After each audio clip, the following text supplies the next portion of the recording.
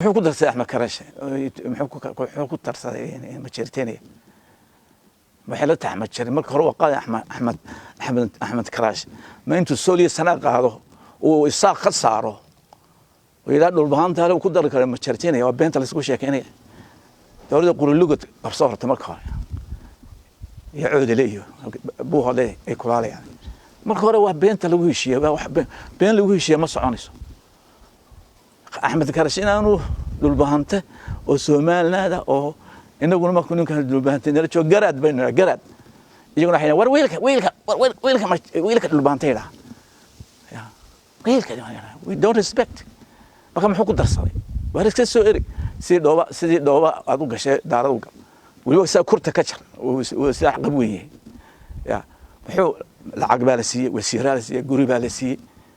madaxweynaha la doortay oo saa power kale systemkooda waa madaxweyne kayga wuxuu ku haystaa hal ku haystaa jir anaga baasha qaad ka joogno on tageen meesha la yiraahdo meesha la saanood aan lagu soo dhaweeyeen on tageen kala bayrka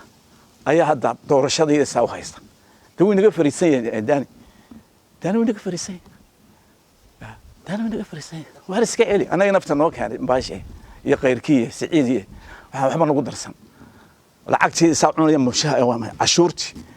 cashuurti islaamaha iyo 15 cunaya kasoo ku yar la ilaa Xaamid iyo inoo wada hanjabiya ya dadkii mid qaba ma hadla ku